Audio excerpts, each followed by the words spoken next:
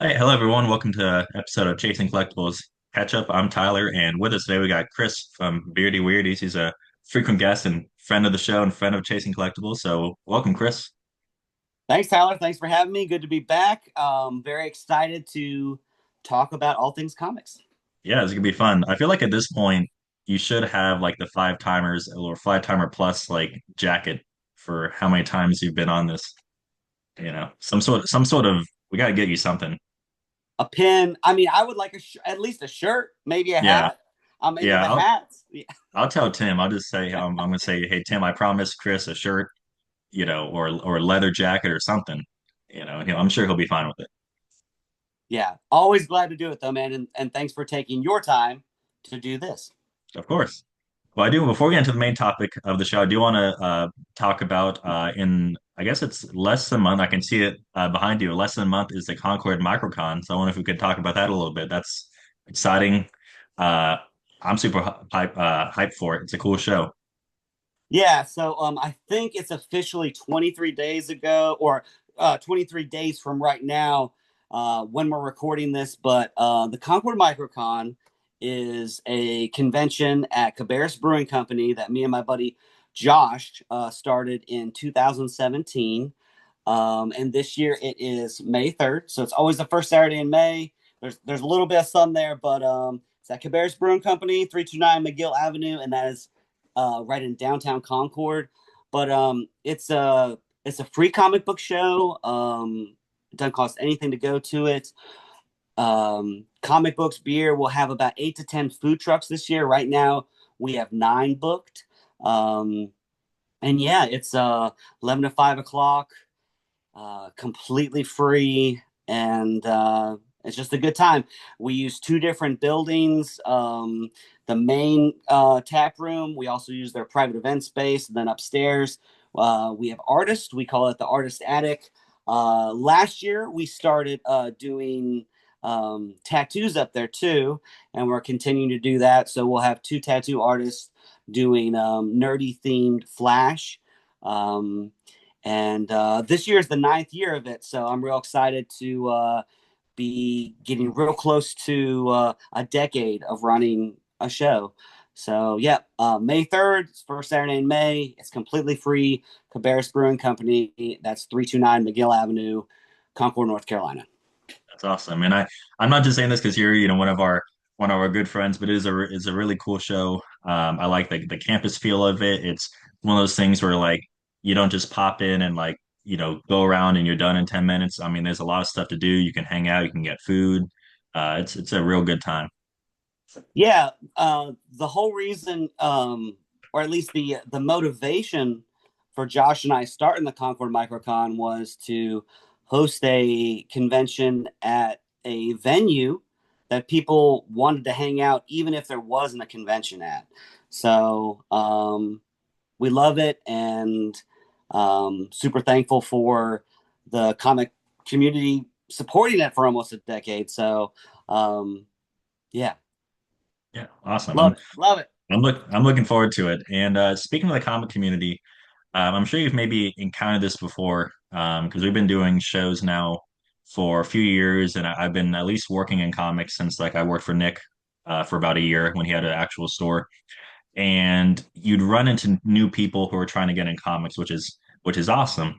And sometimes they'll ask us questions that to us you're like, this is common knowledge, but like to a new person, it's like speaking a new language. Whether it's like what's a graded comic, how do you store them, what's a variant. um, so I thought today we would just go over some questions that might seem to like a comic veteran, like, why are they talking about this? This is basic. But to like a new person, this might be very helpful. So I got a list of questions and we're going to go over all of them and maybe more. We'll see where this goes. We're going to start very, very basic. I see some behind you with some comic boxes, and I have mine are to the right. I've got the bougie drawer boxes that Tim got me Okay, onto. okay. Those are pricey. That's the only downside about those. Um, but let's talk about how do you store comics and how do you make sure that they don't get messed up? So, comic book collecting has a lot of nuances. There's a lot of tiny little details, and those transfer to even how you store. protect and just care for your comics over time. So I guess we can start with the basics of it and a simple bag and a simple board. And those come in mostly two different varieties. You've got your polypropylene bags, which are good for shorter term storage, and you've got mylar bags, which are good for very long, like almost like lifetime storage. Always acid free backboards, but this is an example of a mylar, and the sun's catching it really nice, showing you how nice and flat it is. So great product, works great.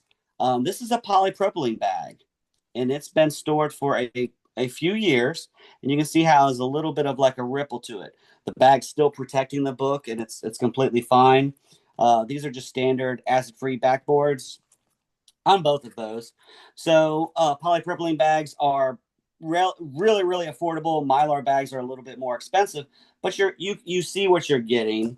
And then there's also a great product on the market now called Comic Clear, Yeah, and yeah, our we both Tyler and I know Steven, and I mean, as far as like comic book storage innovations and stuff, the Comic Clear boards are about as good as you can get. So this is a super great cool. alternative. Say what, Tyler? No, I say this is super cool. I love the comic Yeah. clears is really nice. Uh, Showing it off and yeah. From a dealer standpoint, this is great because sometimes if your booth gets really busy, the customer can look and see the condition of the back of the book without having to take it out of a standard, acid-free cardboard backboard. right. So those are your, bags and boards, your options. And then you also have your standard short boxes. Yep. BCW is one of the biggest companies that produce these. Um, yes, these are easy on the back. Okay, these are easy on the back, and Yes. as you get older and you're moving a bunch, because these hold about 100 to 150 books, depending on if they're bagged and boarded. Um, and then you also have your standard long box, These are not which fun on the back. no. These will break your back, and as you get older, you will regret all of your decisions in collecting. Sometimes, BCW. I don't have any examples of this right now.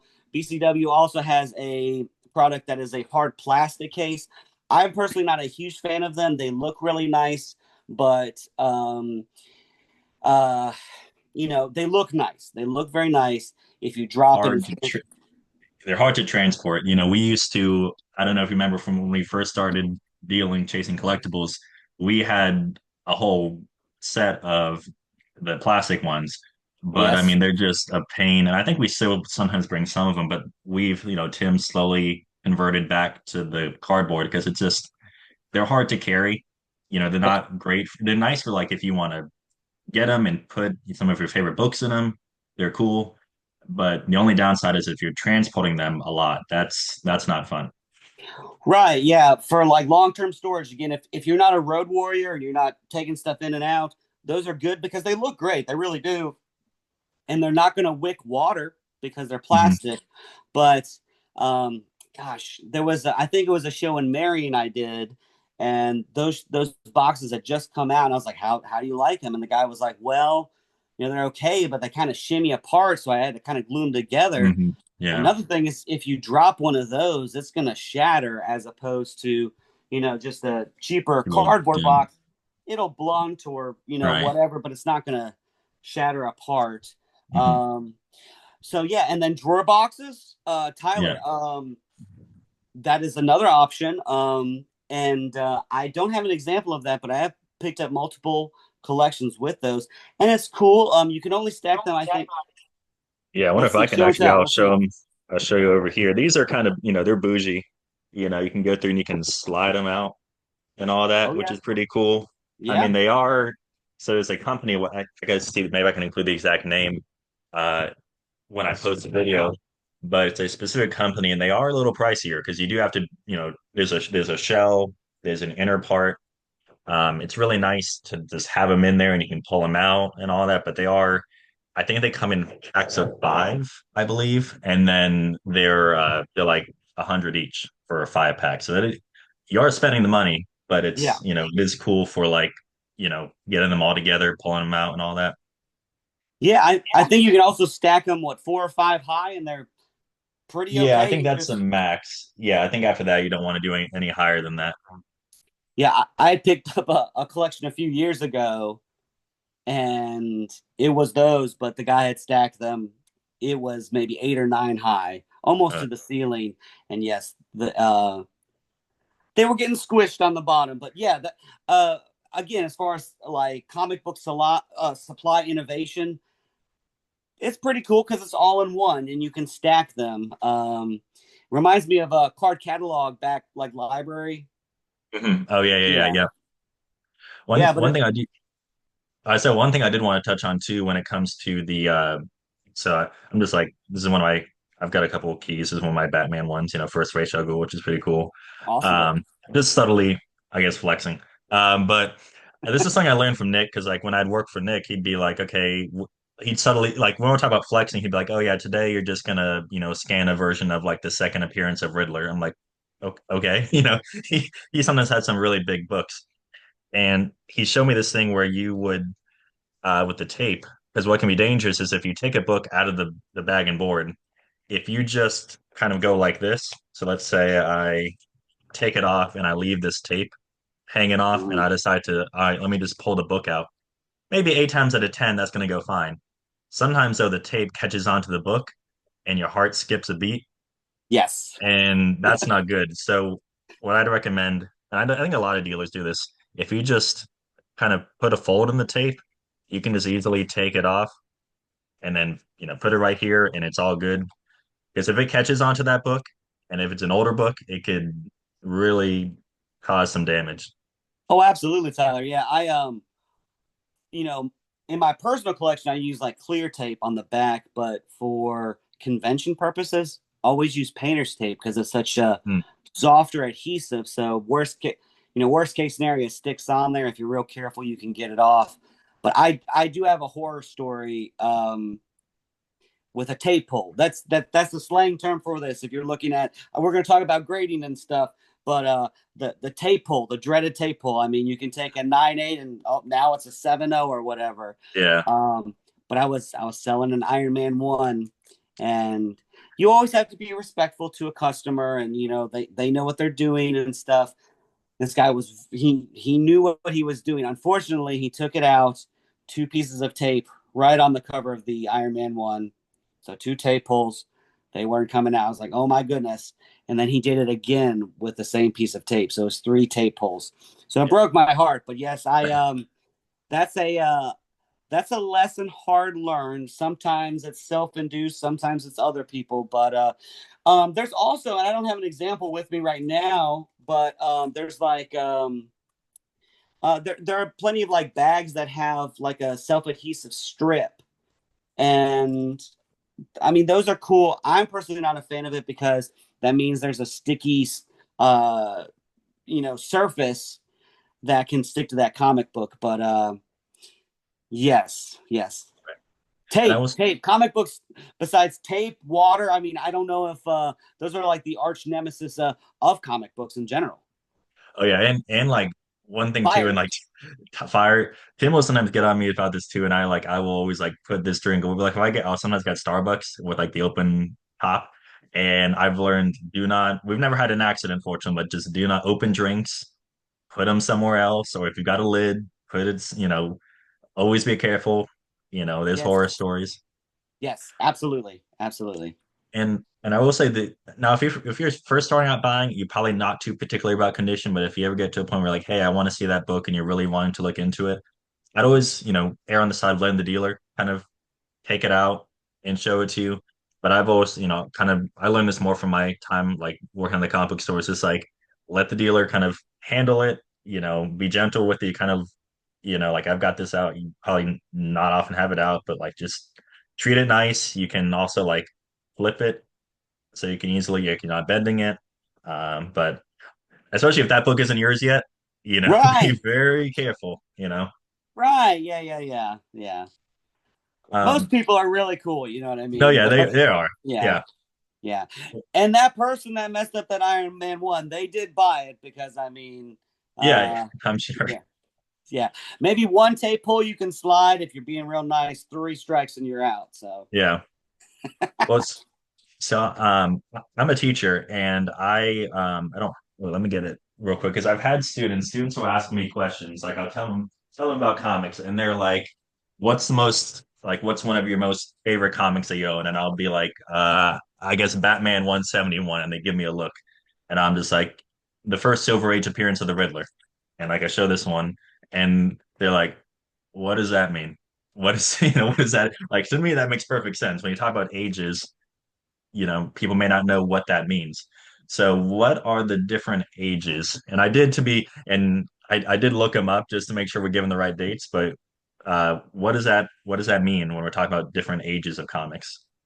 so the dates, there are slight discrepancies, but typically there are three to four main groups. I mean, you've got your platinum age, that's before like superhero stuff that doesn't really even count, but you've got Mhm. your golden age, you've got your silver age, you've got your bronze age, and then you've got your modern age. And that even like breaks into like subcategories like copper. But golden age stuff, in the golden age, that's where both Superman and Batman first appeared.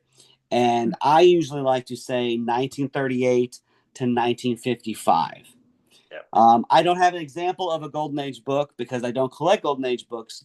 Um, but the Silver Age starts around 1956 and goes to the early 1970s. There's a lot of debate on where it actually ends, but usually people say the first appearance of the new Flash in Showcase number 4. That's where the Silver Age really starts, and that's in 1956. So, I mean, this is a good example of a classic Silver Age book.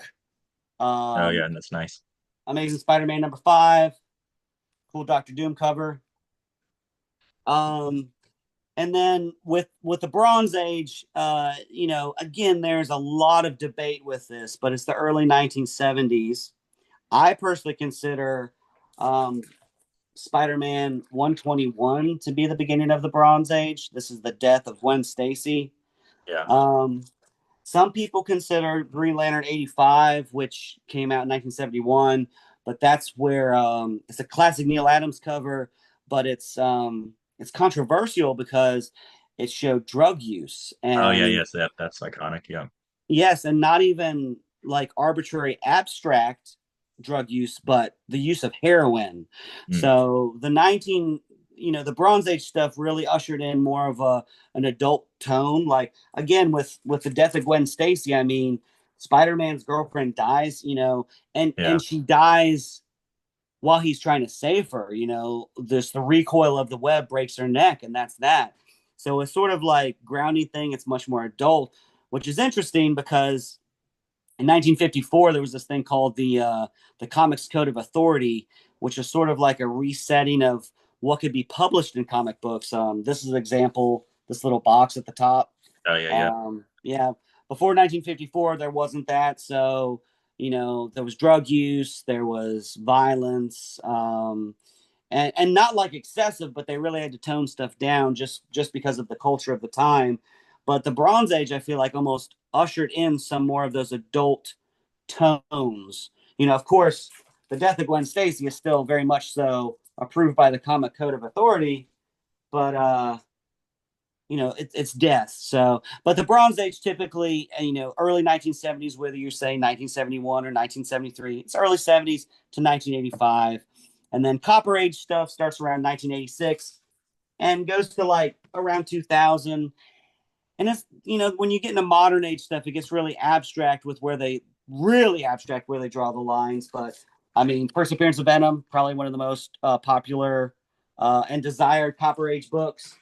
But yeah, yeah. So there's also like slang terms. People have started using like the term plastic age, but Mm, yeah. So you got your golden age, which is basically the 30s through the mid 50s, silver age, which is mid 50s through early 70s, bronze age through the early 1970s and mid 1980s, copper age through the mid 80s to 2000, and then I guess the modern age, which is we're living in now. But yeah. It's pretty broad, the 2000 modern was age. yeah, 2000 was over 2 decades ago. So is it really? I don't Right. know. I Yeah. wonder if they're ever going to come up with like a new official phrase at this point, but I guess we'll have to see. Yeah. Yeah. It's And, one of those things. Yeah. and we could do a whole video, honestly, on the ages because it's interesting when you look into it. Because like a lot of Golden Age is more of like the oldest heroes, but then Silver Age, a lot of the most popular heroes today, that's where they, at least Marvel wise, I would say the really famous Marvel heroes are from the Silver Age is when they started. And then like I know Batman back in the day in the 50s and 60s, his stories are actually pretty silly. Like you look at covers from the 60s of Batman, and it's like, what the heck? Like it's actually pretty close to like, the Adam West show because like they're doing some goofy stuff. It's not until really like the Neil Adams run with like the art and all that in the early 70s that you get kind of like the Batman that we know today. Absolutely. Yeah. Again, the Bronze Age ushered in a lot of that more those adult vibes and stuff. And I think DC kind of leaned into the more campy stuff as a product of the comics code that was in Yeah, as a place. response to it. Yeah. Yeah, yeah. So they were the clean company, the family friendly option. Hmm. Yeah. But yeah, And then where you as a collector might hear this stuff is like, oh, this is the first Silver Age appearance of blank or the first Copper Age appearance of, especially like for me, I collect a lot of DC stuff. Like the Batman stuff, Golden Age is unaffordable. I absolutely. could never, unless I make a lot of money, that's not happening. But for me, like Riddler's my favorite Batman villain. I've got the first Silver Age appearance of him. I've got the first Silver Age appearance of Scarecrow. Like that stuff is within reason. So that's you hear that a lot in that context. Yeah, I mean, most of Marvel's big characters, again, Marvel went through a whole renaissance, in the early 60s with Fantastic Four and then Amazing Fantasy 15 that brought in Spider-Man. But yeah, a lot of like Batman's rogues gallery, like the main villains, those are Golden Age characters. So, number one, good luck finding those books at all in any condition. And Right. then good luck affording them. Hmm. I think the best Silver Age first appearance for Batman villains has got to be Poison Ivy, though. Batman, Yeah, yeah, yeah, 181. Yeah, yeah, and one of the few big villains for Batman that actually appeared in the Silver Age. yeah. Most of them are, at least the foundation. They change a little bit, but like the foundationally, a lot of them are Golden Age people. Absolutely, yeah, yeah. So you've shown a couple, and I've shown one of my Batman 171 of a graded comic.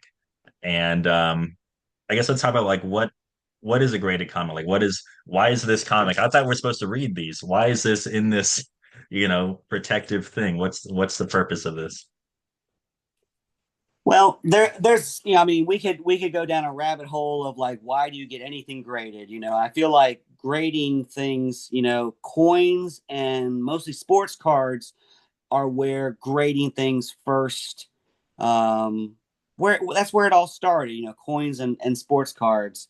um but basically when you get a comic book graded, it is put in a plastic case that you cannot open. Okay.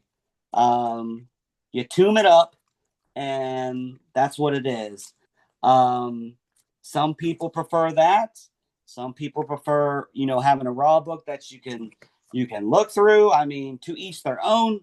Um, I think for investment purposes, it's always good to have a high end book graded.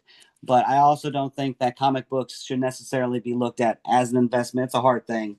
But there's multiple grading companies. And I mean, this is an example of a CGC one. And what they do is they put it in this plastic case. It's inside of an inner well. They give it a grade up here. Underneath it is the page quality, all the different info and stuff. This is Spider-Man 14, which is the first appearance of the Green Goblin. Pretty Nice. iconic book. Very Yeah. cool. So, but there's multiple grading companies. CGC is probably well, not probably, it is absolutely the biggest company. Um, CBCS is another company. This is the X-Men 94. Um, PGX is another company. And again, all of, you know, each company is going to have their slight differences and stuff, but essentially, um, they're put in an inner well and inside hard plastic. It's sealed, and that's what it is. But another reason to get books graded is, this is a Daredevil 1, and you can see none of those other labels, they were all blue. This is a purple label, which means it's restored. And this Yeah. this is an important reason to get stuff graded, so that when you're reselling it, are you selling, a 4.0 restored is worth only about half of what a blue label universal grade is. So you want to be honest with what you're selling. To take it a step further, sometimes comic books are missing things. This is a Strange Tales 89. I mean, it says 1.5 right here, but it's a green label. And for CGC green label stuff, that means it's missing something. Where there are coupons clipped out, there's a page missing. For this one, page 12 and 16 are missing. It doesn't affect the story, but it's incomplete. Yeah. So, I mean, this book is only going to sell for a fraction of what a blue label is going to go for. There's also perks to, if you're into signed books. I mean, this is signed by Chris Claremont, and, all three of the companies will. Okay, so only recently did CGC start verifying signatures. They'll all witness signatures, but this is a good way of confirming that, hey, this signature on here is actually the real thing. Right. So it's all about, because grading is subjective. Okay, Yeah, I could exactly. I could say this book is a 7, and you could say it's a 9.8. But it's good to have a third party opinion when you're doing that, so that you can accurately value what you are collecting or what you're selling. So you want to have confidence in that. Um, CGC is the company that sells for the most. Um, so I mean that's the industry standard. PGX is the cheapest company and has the quickest turnaround. And when CBCS first came out, they were really the first company that was really pushing verified signatures. So they had sort of a leg up in that. But now all three companies do that. So yeah, but the reason you get something slabbed is to ideally uh, have a third party look at it as well. That should be the professionals and can um, make you feel confident and secure in what you're buying and what you're selling.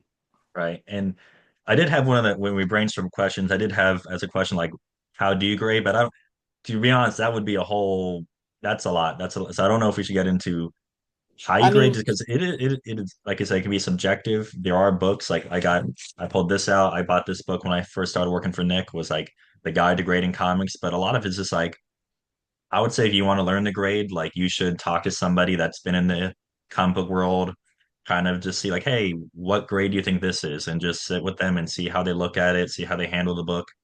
Because it is tricky, it's subjective, and it's just one of those things you kind of pick up over time. yeah, when I was growing up, and this is fallen out of popularity a little bit, but the Overstreet Price Guide, and I would give it a new one every year since I was 8 years old, and it's like a Bible of comic book pricing, but in the front of it, it would always have a detailed breakdown of, okay, if it's a 2.0 good condition book, what does that mean? If it's a 9.8, what does that mean? If it's a 5.0, what does that mean? Because the differences between a high-end book or a high-grade book and a low-grade book are easy, but what is the things that delineate those middle grades and stuff? So I always liked absorbing that, and it was around 2000, honestly, when CGC came around. Overstreet went from a more abstract, like good, very good, fine, very fine, just words that are sort of like abstract to someone not Right. in the hobby, to a 10-point scale, which is much more, well, it's not abstract at all. Everyone understands. Most people can count to 1 to 10. So it's Yeah. it's it's a very easy structure to go by. But yeah, there are books written on how to grade comic books, and that's the thing too, is you could send this book in to the same company multiple times, and guess what? Honestly, you might get a slightly different grade, a point 0.5 up, point 0.5 down. Um, Grading is subjective. Comic books are printed, not minted, so it's not coins. There's so many little tiny little things. Um, and there's pages. There's a lot Yeah, to it. Yeah. and just to kind of wrap up this graded thing is like you mentioned the 10-point scale. I would say most people are like very, very happy with like a 9.8. It's very, very rare because they're like, I mean, they're books. Like you said, they're printed out. They're most comics are not pure 100% flawless. And so the 9.8 is usually like, okay, that's as good as you're gonna get. You do see online sometimes a 9.9 or a 10, but it's like that's very, very, very, very rare. Sure. Yeah. Um, yeah. 9/8 used to be like the absolute industry standard. And I feel like, especially CGC has gotten a little bit more lenient on that. They were doing some pre-screens for 9/9s, and you see 10/0s, but it's very uncommon to see 10/0s unless the comic book that's being graded isn't like actually made out of paper. If it's like Yeah. there's like leather bound books, like they did a bunch of Lady Deaths, and you'll see those, but it's like, grading a piece of paper, how flat it is, are there any color breaking creases? That's Mhm. one thing. How do you grade a leather bound thing? I Yeah. I don't really know. So Yeah, I sure, don't know it's a what I do. 10. I don't. Yeah. Yeah. Well, you mentioned the Overstreet Price Guide, and this next question, and if we go super deep on this one, we could be here all day, is what determines the price of comics? Like when you go to a comic book show and you see, okay, this one says 5, this one's 50, Hmm. what results in that? And I think the way that helps me think of it is like it's almost like stocks, really, because like we've attributed value to these things, but why does it have this value? Sometimes it could be a key, and usually by key we mean a first appearance of a character.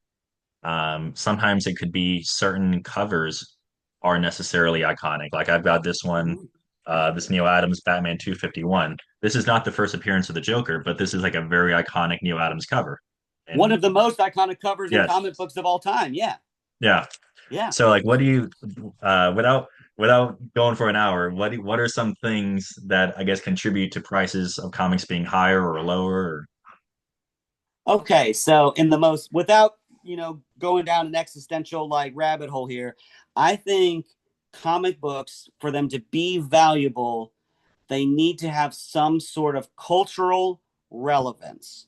So it has to be an overarching thing where a lot of people are interested in it.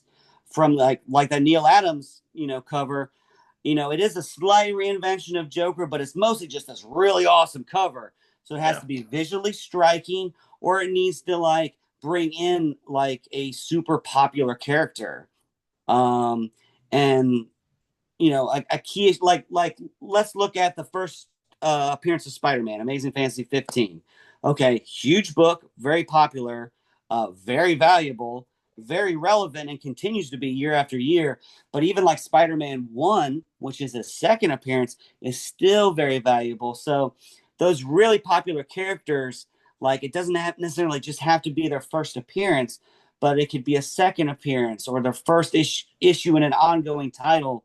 But there has to be interest in the character.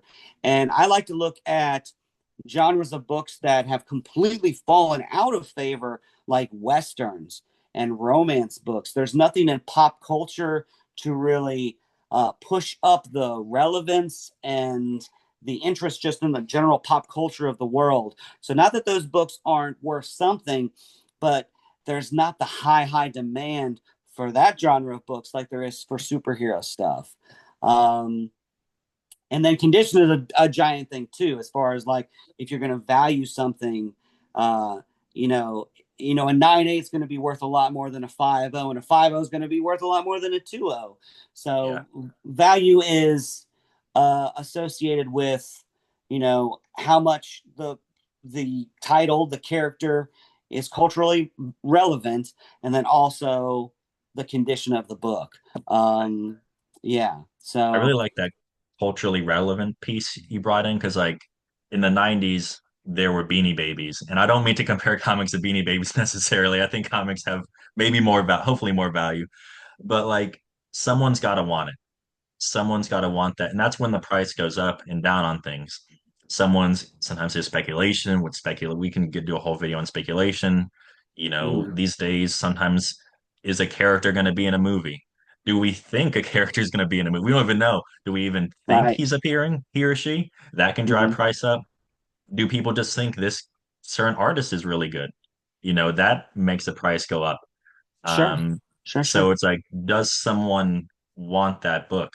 Um, because then, a lot of times like dollar books you see, it's not that people don't want, you can find a home for a lot of comics, but like those don't have like maybe there's not it's just part of a run, it's just kind of part of the story, but nothing huge is happening. No one particularly wants that right now. But then sometimes a book that's been in the dollar bin, all of a sudden something happens and Well, people want that book. yeah. Well, Tyler, I think one of the in the age that we're living in now and have for the last 2 to 3 decades, the main thing pushing up cultural relevance for stuff is when comics jump to another media, Mm, film, animation, video games. So if those characters have crossover into media that uh, brings those characters to a wider audience, then people are going to look for the source material. Like, oh man, I loved William Defoe and Spider Man or whatever. I've got to get the first appearance of Green Goblin. You right. know, it's those things that it overflows, and people want to figure out, well, where did what's the source material for this? I Right. really Where'd this like come this, from? but exactly where did this come from? Yep. Yeah. I think that's really cool. And we could do a deep dive into more of that about speculation, the pros and cons of that. But I think for now, if we're talking just basic stuff, we can put that aside. Let's go into the world of variants a little bit. Okay. Um, so variant, something is basically is like an alternative cover to a comic, right? Essentially. Sure. Um, so basically, you want to like, do you have some examples of some different types of variants? Absolutely. So to now this is going to be a long-winded one, Tyler. Yeah, because it's I mean there's Well, there's a okay, lot of different types. yeah. So I'm going to break variants down into three main categories.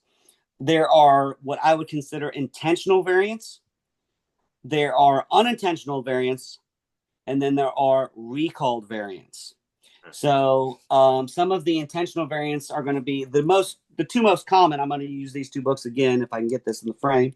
But there are newsstand and direct edition. So a newsstand is it's got the barcode, which meant it went to like a grocery store, a drugstore. Direct edition, which is usually like a character's head, no barcode, went directly to a hobby shop, a comic shop, something like that. And the first example of a exclusively direct edition, so just going to hobby shops was Dazzler #1. So if you looked, you'll never ever find a Dazzler one with a barcode because it didn't exist. It only went to those specialty shops. So those are the two most like common intentional variants. There's also blank sketch covers, which is really cool. It's usually just the logo, and it's just white space, and you can. This is a great thing to bring to shows, conventions, to have your favorite artist do a little sketch or remark on it. Um, there's also virgin variants, which means it's just the artwork. There's no text, there's no nothing, there's no logo. That's a really popular one. It's a Foil variants have virgin come variant. back, and what Tyler, Oh show yeah, me. this is a virgin variant. This is Yeah, there you Super go. Sons Perfect one. example. Yeah, yeah, The, o- exactly. the only frustrating thing at times is people like, so what is this comic? Then you have to take it and be like, well, this is, you know, Right. If you're not in it, it's a little awkward. Yes, yes. yeah. Like, what did you say? Like, yeah, yeah. Well, no, I But mean, yeah. not to me, no, not that. I mean, like, what is like if you didn't know? Okay, this is Super Oh, Sons. oh. Yeah, I didn't. I wasn't trying to make that kind of joke. Okay, okay. I mean, Perfect. like, Okay. literally, what is this? Because like you don't Oh, see the title, you don't see the number. You yeah, know. yeah. You'd have to open up the cover and look at the indicia. Yeah, yeah, yeah. And that see to bring that back to like artwork like that Neil Adams Batman the Joker cover. I mean, if it's a really rad cover, some of those version variants go for more just for the artwork alone. It doesn't matter Right. what's inside the book at all. They just like it because the cover. Yeah. But yeah, version variants, those are real popular. Foil variants, which feels like a callback from the 90s, Hmm. because in the comic boom of the 90s, every, Oh, holograms and shiny mhm. foils and That's been a big thing. Let's see, another intentional variant, which I personally like collecting a lot, are Mark Jeweler variants. And these are books that were distributed just on military bases. And Hmm. I've got a couple examples to show you, but at the middle of it, it has this like kind of like almost a cardstock thing to order jewelry. That's So pretty this was, cool. yeah, this was good for let's say you're based someplace else and your sweetie's at home and you're like, I need to keep her happy, this and that. Buy her some jewelry. Hmm. And yeah, this is not a Neat. key book, Power Man and Iron Fist 71, but yeah, this is my favorite Mark Jeweler in my personal collection though.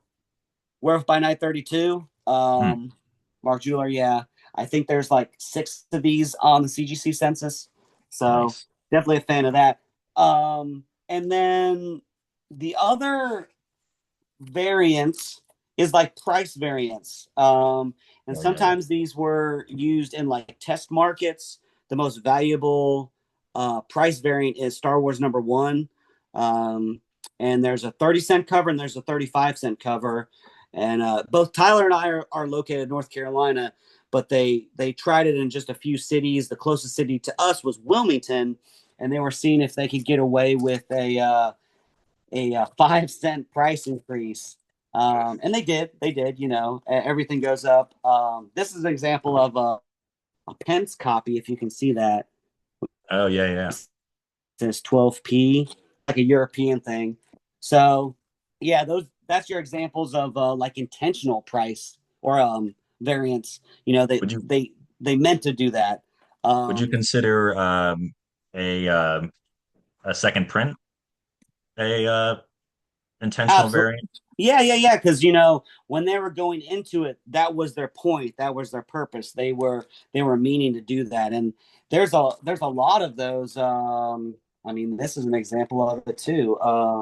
You've got Young Avengers number one, and Right. then you've got the director's cut, which is technically a second printing. I mean, this is a book you see all the time and is dirt cheap, Yeah. uh Venom number one, but then they did like a gold variant version of it. Right.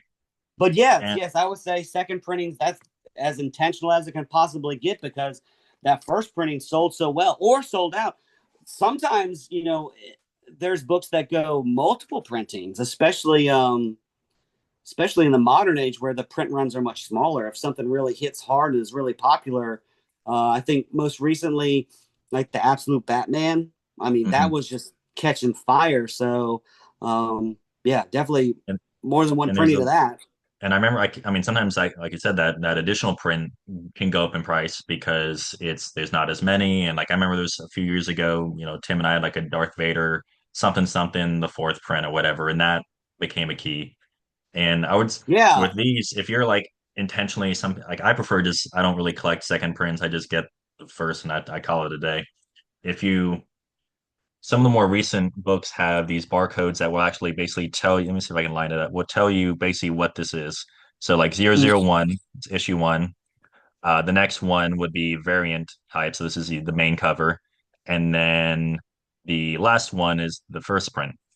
So if I were to pull out this one, we've got 001, so first issue, first cover, then second print. And then this one, so this is a variant.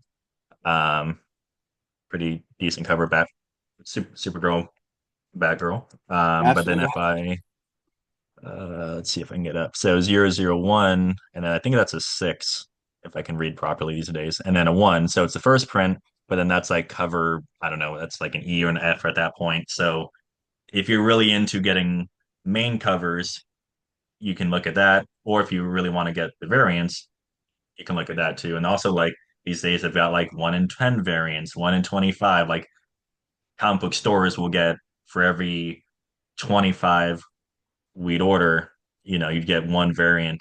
And a lot of times Nick would order so many books to get that 1 in 25. And then what was awesome is that that special variant would come damaged at time.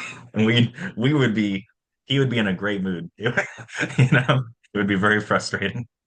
But Yeah, that's such a modern age, where there's not just a second printing, but there's like all these different variant covers in general. And then, I mean, you did a really good job with reading that barcode, but I mean, those barcodes will show you a lot of interesting information. It's also interesting that, modern comic books, newsstand, those don't exist anymore. Those are not a thing yet. Modern books, they still have a barcode.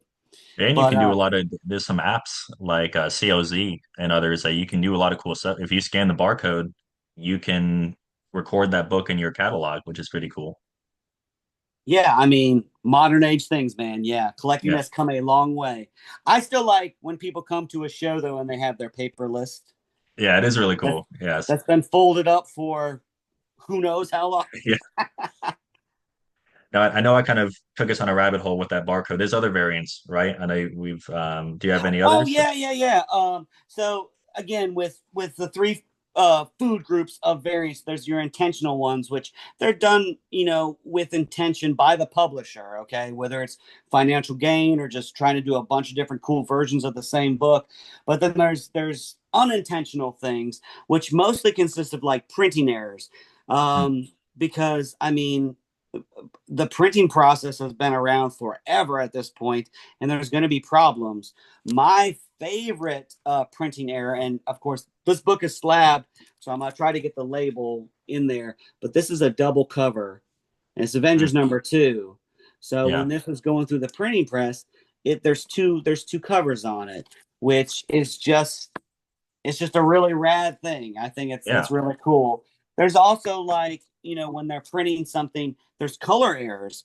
So, just like your printer at home, one of those things might be running out and like, well, that blue doesn't look very blue or that red doesn't look very red.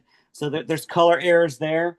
There's also sometimes when a book is uh, extra staples, less staples. So, little things in the printing process. Sometimes there's like extra overhang. And then the third category I would say would be like recalled comic books. So sometimes the writer and or editor or whoever is working on the book might slip in maybe a slur, maybe something derogatory towards the publisher or someone, and it's not caught when it's getting printed, and then that book gets recalled, and then you have a variant. You've got your uncensored and you've got your censored. So those are the three food groups: your intentional variants, which are there to make money and to sell more books, your unintentional ones, and then your recalled ones. Which recalled stuff is, I mean, intentional and unintentional. Like for the person doing it, it's intentional. For the The company does publisher, not want it out. yeah, yeah. So, but Yeah. yeah, that's what I would consider the three groups. Nice. Well, I thought we could kind of, as our last kind of topic, as we wrap up here, because this has been a lot of Oh, information. hold on, Hopefully, hold on, hold on, oh, Tyler. sorry. I forgot. I have something I have to show you. There's also some variants. Well, they're not really variants, but stuff with like this book. It was from a library, and it still has the like. Oh, I that's mean, cool.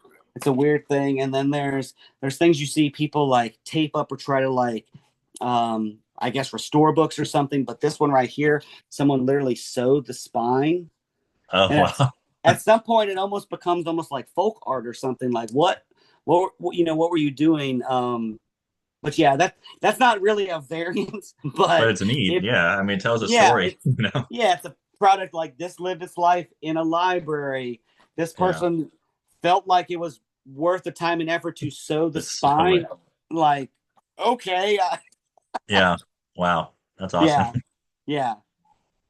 Well, I know you and I both started as like before we got into like doing comic books like business side of things, like you were really into like reading comics. I remember you telling a story about like when you told Sarah like I need to tell you something, and she was like, "What are you gonna tell me?" And then you were like, "I collect comics," and she was like, "Oh, okay."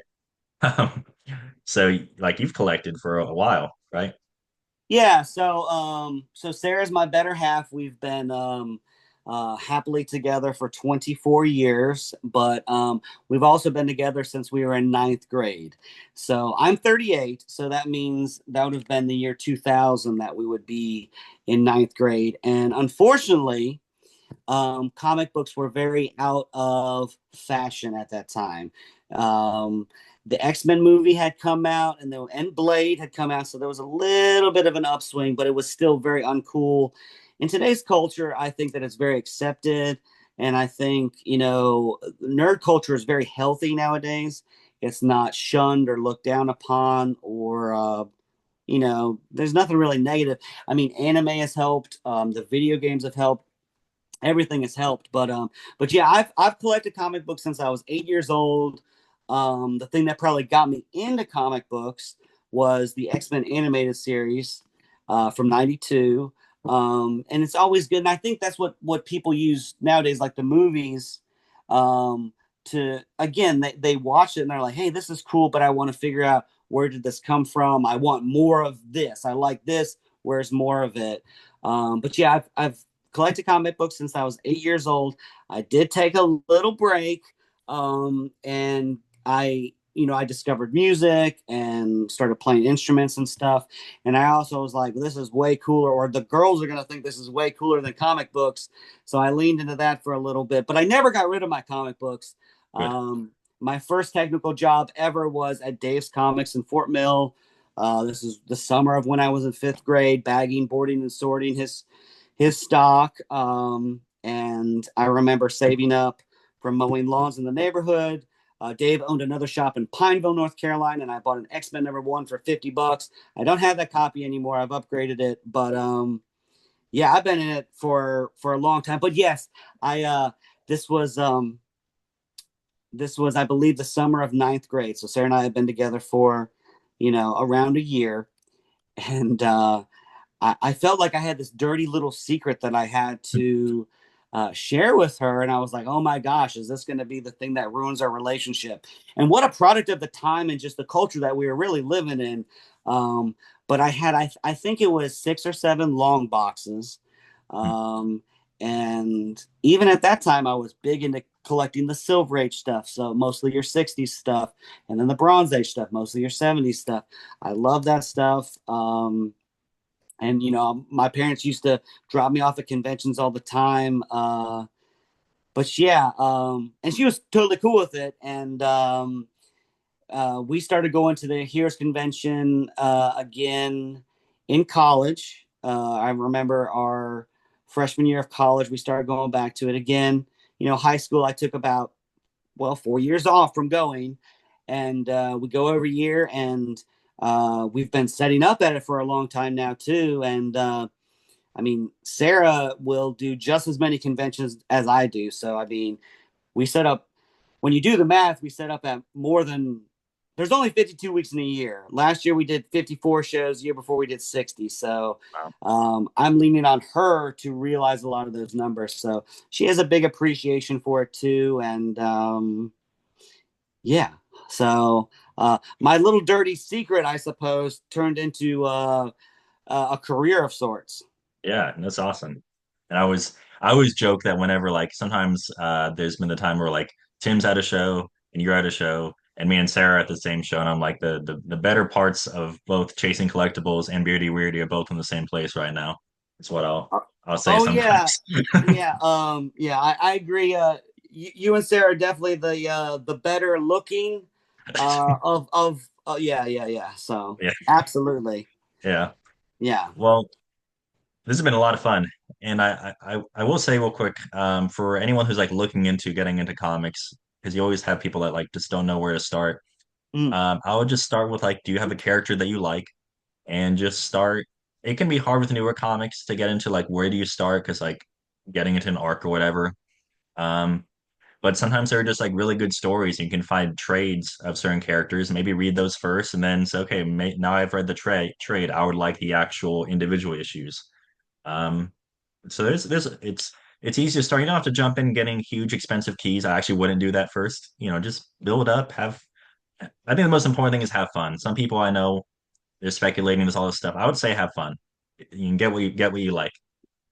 Yeah. That's always the right motivation to have. Don't just chase the dollar. That's just the icing on the cake. Like if something that you like ends up being worth some money, that's cool. but you should like it because you like it, or be interested in it because you're interested in it. And yeah, trades are a great option. Good Uh, gateway drug. yeah, exactly. It collects a whole story, or at least an arc. They're usually cheap on the secondary market. They're dirt cheap. Mhm. Um, at conventions, I like to bundle up complete sets, and that's but Yeah. it's the same thing as a graphic novel or a trade paperback from the reader standpoint. But yeah, that is a good thing. Find something you like. Don't just do it for the money aspect. Yeah. And just as we wrap up here, I wonder if you could, I can still see in the background, but if you could talk about one more time, just or remind us of the date and Concord Yeah. and MicroCon. Yeah. So the Concord Micro Con will be celebrating its ninth year. This year it will be May 3rd. It is a comic book convention that is completely free admission. It is all ages. It is at Cabarrus Brewing Company, which is in downtown Concord. The address is 329 McGill Avenue. It's 11 to 5. It'll be lots of comic book dealers. There'll be toys. We do a cosplay contest. There'll be 8 to 10 food trucks, um, vendors in 2 different buildings, plus artists upstairs. It's a free event, and I hope that we'll see you out there on May 3rd. Nice.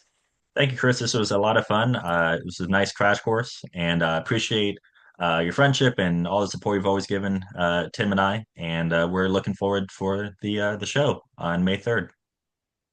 Thanks, Tyler. I appreciate all you do, man. Yep. All right. Take care. Yay! Come